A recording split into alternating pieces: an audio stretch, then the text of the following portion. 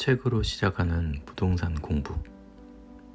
돈을 모으기만 할 게 아니라 자산을 늘리는 방법에 대해 조금만 더 일찍 관심을 가졌더라면 좋았을 걸 하는 후회가 남습니다.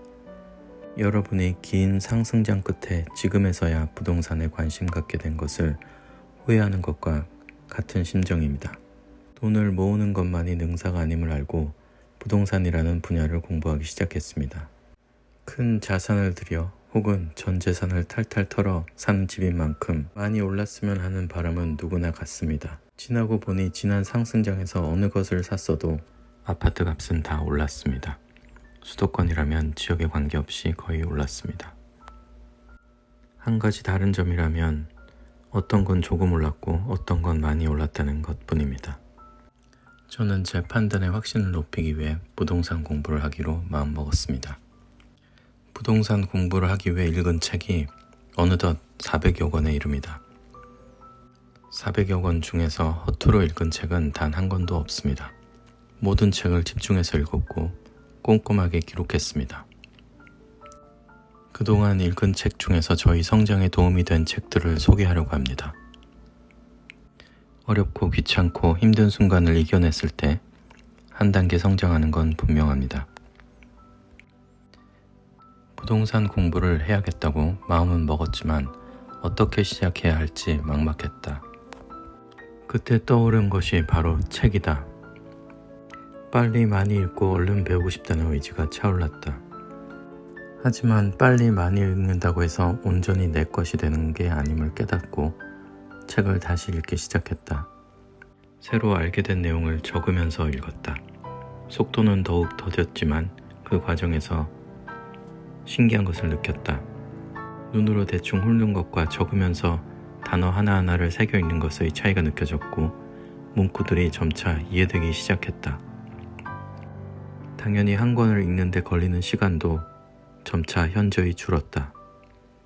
무작정 받아들이기만 했던 책 읽기에서 비판적인 책 읽기도 가능해졌다. 무작정 정리하기 급급했던 책 읽기에서 중요한 것을 선별해서 정리할 수 있게 됐다. 2장 부동산 기초 마인드부터 바꿔라. 돈에 대한 생각을 바꿔라. 부동산 공부를 시작하기 전까지는 마이너스 통장이란 걸 모르고 살았다. 하지만 이제는 마이너스 통장을 레버리지로 활용한다는 사람을 보면 조금 다르게 보인다. 돈만 밝혀서는 안 되겠지만 돈을 제대로 아는 것은 중요하다.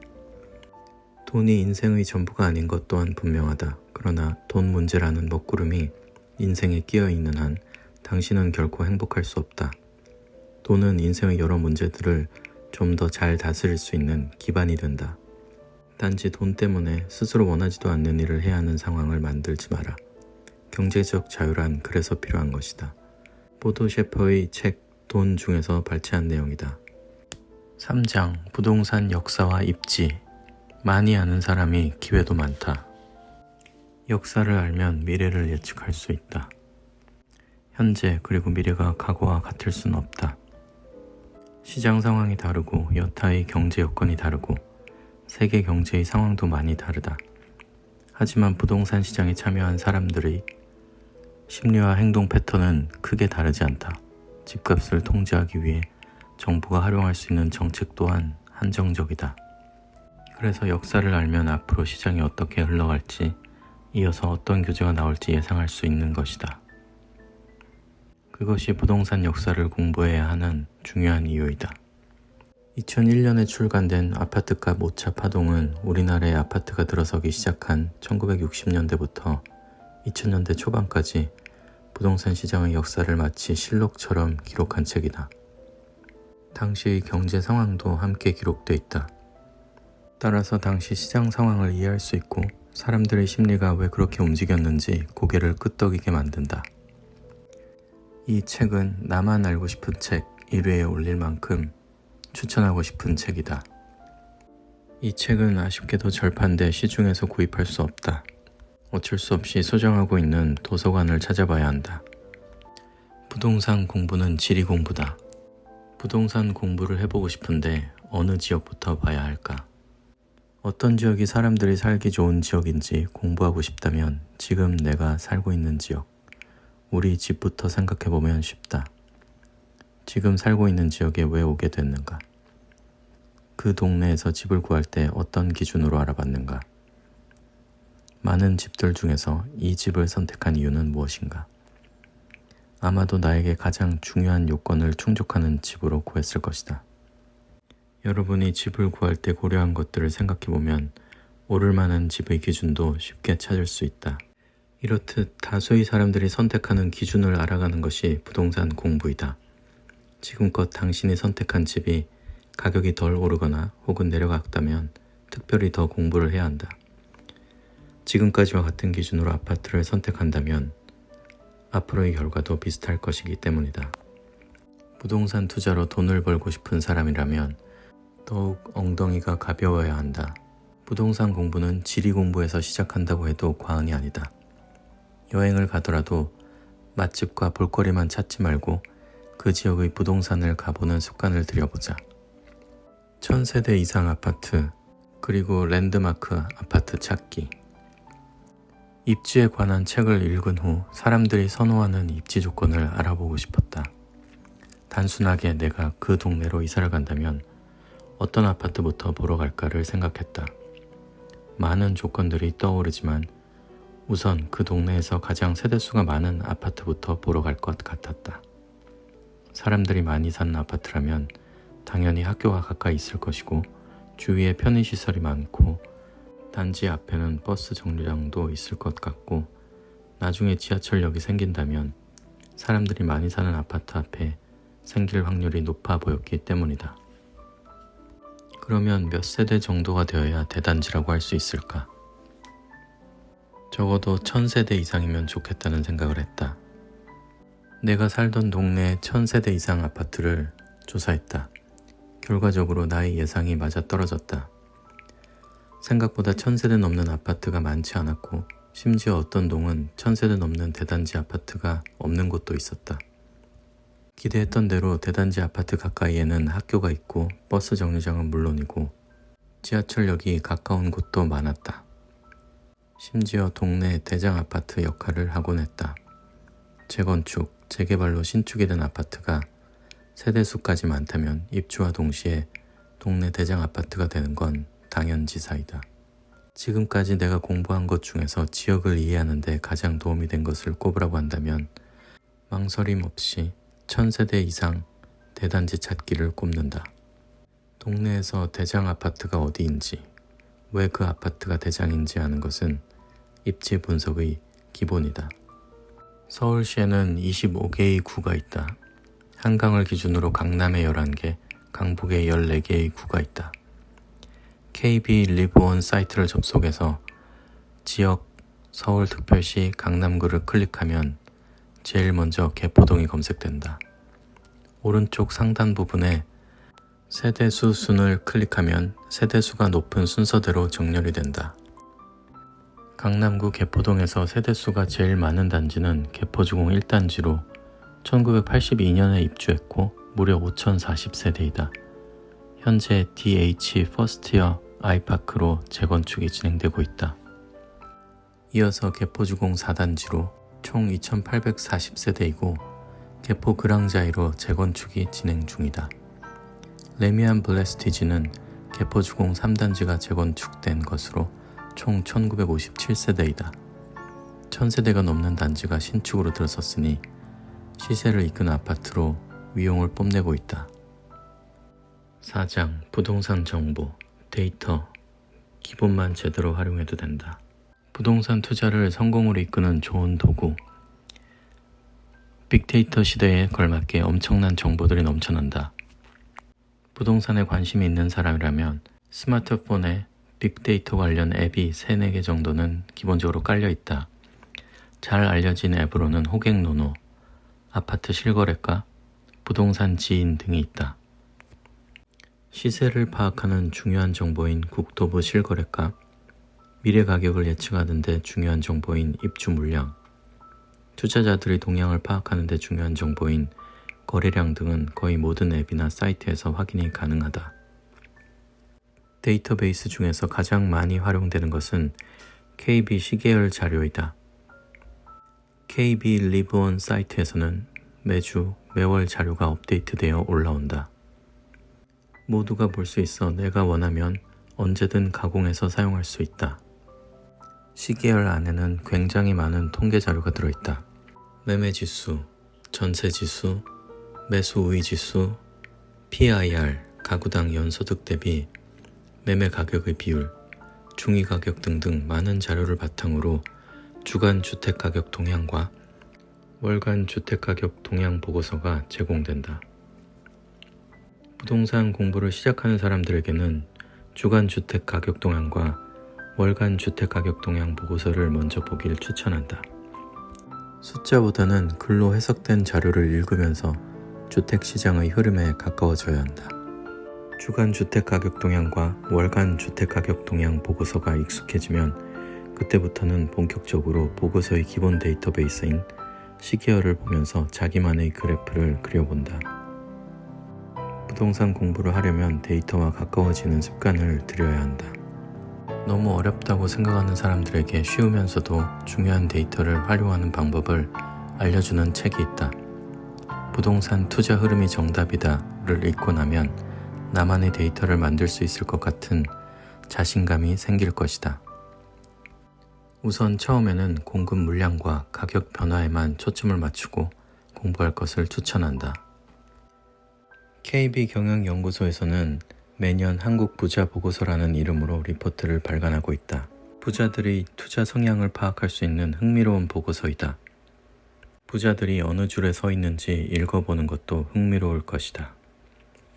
5장 부동산 영역. 부동산 공부에도 여러 영역이 있다.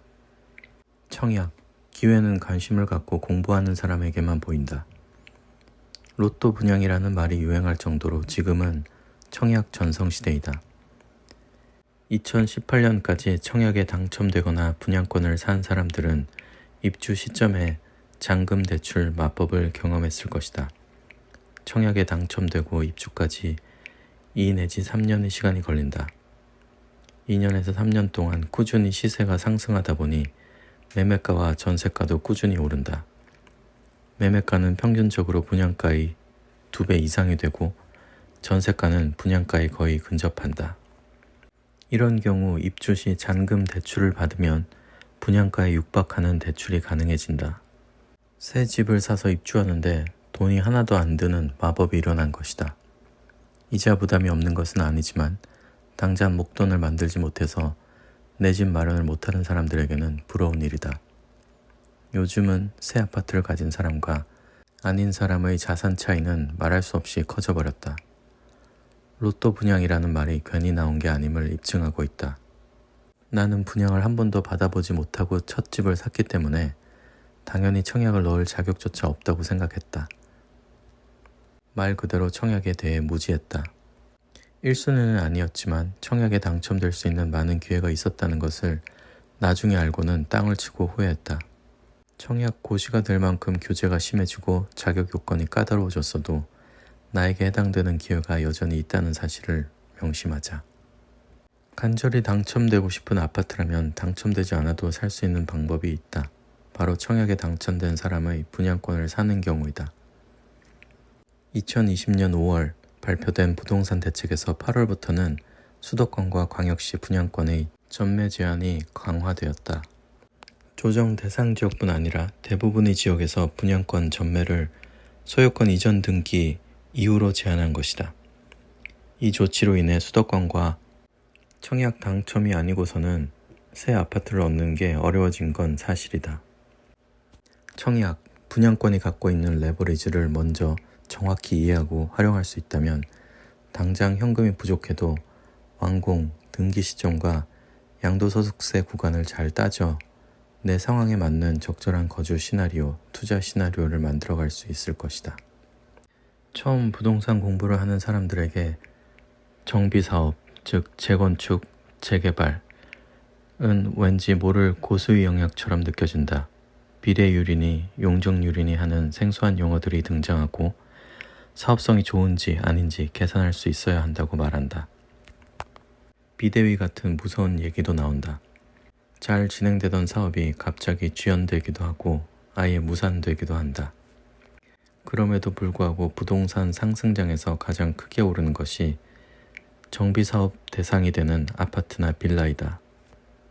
이유가 무엇일까? 가까운 미래의 모습이 머릿속에 그려지기 때문이다. 낡은 아파트들 사이에 세련된 아파트가 들어온다고 상상해보자. 가격이 얼마든 그 아파트를 원하는 수요는 많을 것이다. 정비사업에서 동의율 75%라는 벽은 생각보다 높다. 74%를 맞추고도 1% 때문에 1, 2년씩 사업이 지연되기도 하고 허위로 동의서를 받았다고 소송을 거는 경우도 있다. 정비사업을 진행하는 곳들이 주변 집값을 자극하다 보니 정부는 각종 규제를 강화하고 있다. 이미 알려진 재건축 초과이익 환수제, 일몰제, 분양가 상한제, 임대 비율 상향과 더불어 입주권을 받으려면 의무 거주 기간을 두겠다는 정책을 발표해 시장을 혼란스럽게 하고 있다. 아무리 촉망받는 사업이라도 정부의 규제를 이길 수는 없다. 그래서 정비사업은 어렵다. 재건축, 재개발이 돈이 된다는 이유로 무턱대고 초기 단계에 뛰어들었다가는 잃어버린 10년이 아니라 영영 세월을 잃어버릴 수도 있다. 그럼에도 불구하고 정비사업은 이미 입증된 거주지에 새 아파트가 세워지는 매력적인 투자처다. 정비사업 중에서도 재건축, 재개발에 대한 기초를 제대로 공부하게 해준 책이 바로 돈 되는 재건축, 재개발이다. 나는 이 책 한 권으로 정비사업 전반에 관한 기본 지식을 습득했다. 주위에서 정비사업을 공부하고 싶다는 사람들에게 무조건 추천하는 책이다. 정비사업은 비례율, 수익성과 같은 생소한 용어들이 등장한다. 정비사업의 단계에서만도 추진위, 조합 설립, 관리 처분, 사업 시행 등등 필수적으로 알아야 할 용어들이 있다. 정비사업을 공부하려면 반드시 알아야 할 기본 용어들을 먼저 정리한 후 그 의미를 정확히 이해하는 것이 필요하다. 부담감을 내려놓고 이해되는 것만 알아가자라는 가벼운 마음으로 책을 완독한다. 정비사업을 제대로 이해하는 가장 좋은 방법은 정비사업이 진행되고 있는 구역을 찾아가는 것이다. 중개업소를 찾아가거나 조합 사무실을 찾아가 직접 설명을 듣는 것이 가장 좋다. 다만 알아들을 수 있을 정도의 기본 지식을 책으로 공부하고 가는 게 좋다. 정비사업의 핵심은 속도라는 말이 있다. 해당 사업장이 어떤 단계를 거치고 있느냐는 투자 기간을 좌우하는 중요한 요소이다. 이러한 리스크는 프리미엄에 그대로 반영된다. 초기 단계인 사업장은 리스크가 큰 만큼 프리미엄이 작게 형성되고 단계가 많이 진행된 사업장은 프리미엄이 높다. 단계를 정확히 알아야 하는 이유는 또 하나의 이유가 있다. 정비사업의 프리미엄 상승이 주변 집값을 자극하는 요인이 되자 정부는 정비사업에 각종 규제를 쏟아내기 시작했다. 개인 재산이지만 일정 단계 이후에는 사고팔지 못하도록 조합원 권리 승계를 제한한다. 투기 과열지구 내에서 재건축은 조합 설립 이후부터, 재개발은 관리 처분 이후부터 거래가 제한된다. 특히 재개발 구역은 2018년 1월 24일 이전에 사업 시행 인가를 신청한 구역만 관리 처분 인가 이후에도 조합원 지위 양도가 가능하다. 관리 처분 인가가 난 재개발 구역에 관심이 있다면 사업 시행 인가 신청일을 반드시 확인해야 한다.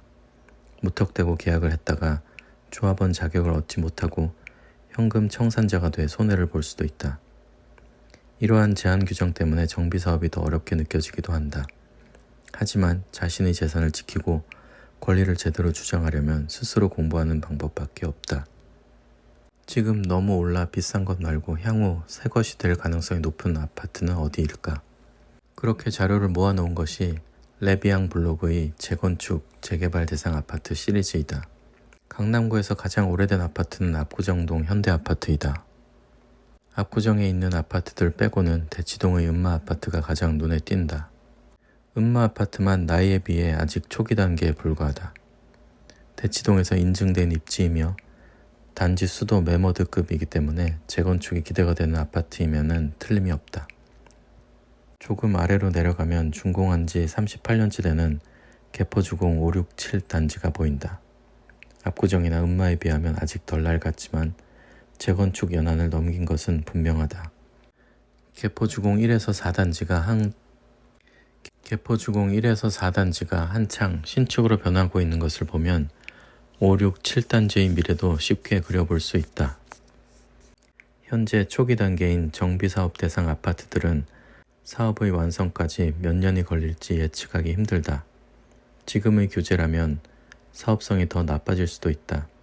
다만 시장의 상황, 규제의 변화, 진행 과정, 시세 변동을 예의주시하다 보면 생각지도 못한 타이밍을 포착할 수 있을 것이다. 부동산을 살 때 반드시 알아야 할 비용. 부동산을 매수하면서 가장 신중하게 생각해야 할 부분 중 하나가 자금 조달 계획이다. 자금의 출처도 중요하지만 부동산을 매수할 때 예상했던 금액 이상의 비용이 발생해 당황하는 경우가 있다. 따라서 부동산 매수 시 미리 알아둬야 할 비용을 정리했다. 1. 취득세. 무주택자나 1주택자, 일시적 1가구 2주택자의 한정. 대부분의 사람들이 강남 3구에 있는 집을 사는 것을 목표로 한다. 고가 아파트가 많은 강남 3구는 집값도 넘사벽이지만 취득세도 상당히 높다. 취득세율은 주택 가격과 규모에 따라 다른 세율이 적용된다. 강남은 평균 주택이 10억이 넘기 때문에 취득세도 미리 준비하지 않으면 곤란한 상황이 발생한다. 예를 들어서 강남의 84제곱미터 이하인 아파트를 15억에 매수한다고 하면 취득세, 세율 3.3%만 5천만 원이다. 만약 20억짜리 40평 아파트를 매수한다고 하면 취득세, 세율 3.5%만 7천만 원을 납부해야 한다. 취득세를 막연히 1.1%로 생각하고 접근했다가는 당황하기 쉽다. 2. 부동산 중개 수수료. 매매 가격이 크게 오르다 보니 중개 수수료가 부담되는 것은 사실이다. 현행 중개 수수료는 2억 원에서 6억 원 미만은 0.4%, 6억 원에서 9억 원 미만은 0.5%, 9억 원 이상은 0.9% 내에서 협의하라고 되어 있다. 말이 협의지 대부분 0.9% 상한선을 부과한다. 15억짜리 아파트를 매수하면 중개 수수료만 1,350만 원이며 부가세를 포함하면 1,485만 원이다. 20억짜리 아파트를 매수하면 수수료만 2천만 원 정도를 준비해야 하니 생각보다 적지 않은 금액이다. 3. 채권 매입, 등기, 장기수선 충당금 등 기타 비용. 부동산을 매수하면 등기를 해야 한다. 등기를 하기 위해서는 국민주택 채권을 매입해야 한다. 채권 매입은 부동산을 매수하는 사람 누구에게나 주어지는 의무이다. 매입한 채권을 보유하는 경우도 있지만 대부분 당일에 할인해서 판매한다. 이때 할인율이 적용되고 본인 부담금이 발생한다. 공시가격을 기준으로 매수해야 할 채권 금액이 결정되며 매매가가 높은 아파트일수록 채권 매입 금액도 높을 수밖에 없다. 강남의 15억 아파트를 매입한다고 가정할 경우 공시가격을 9억 정도로 하면 채권 매입 대상 금액은 2,790만 원이다. 매일 할인율이 달라지지만 오늘을 기준으로 즉시 매도할 경우는 본인 부담금이 약 55만 원 정도이다. 등기를 셀프로 하는 경우가 아니라면 법무사 수수료도 준비해야 한다. 대략 50에서 60만 원 정도 수준이다. 아파트마다 관리비 등의 명목으로 미리 예치해야 하는 금액도 있다. 신축 아파트는 기존 아파트들보다 예치금을 높게 책정하는 추세이다. 모아보면 이 금액도 몇백만 원 정도가 된다. 15억대 아파트를 매수하는 경우 대략적으로 7천만 원 정도, 20억대 아파트를 매수한다면 약 1억 정도의 부대 비용이 발생한다. 처음 부동산을 매수하는 사람이나 세금에 대해 공부하지 않은 사람은 알 수 없는 부분이다. 우리가 흔히 집을 살 때 영혼을 끌어모아 자금을 마련한다고 하는데 겨우 매매 비용만 준비했다가는 낭패를 보기 쉽다. 에필로그. 무주택으로 살지 말고 내 집 마련은 꼭 하자. 무주택을 고수하는 사람들은 부동산 하락론을 지지하거나 리스크를 감수하기 싫어한다는 공통점이 있습니다. 하지만 오랜 기간 부동산 가격 변화를 확인해 보면 우상향해 왔습니다. 하락기가 오더라도 거주하는 집에서 버티며 다시 올 상승기를 기다리면 됩니다. 중요한 것은 부동산 가격 상승기입니다. 부동산 상승기에는 부동산이 있는 사람과 없는 사람의 자산 변동 폭은 상상을 초월합니다.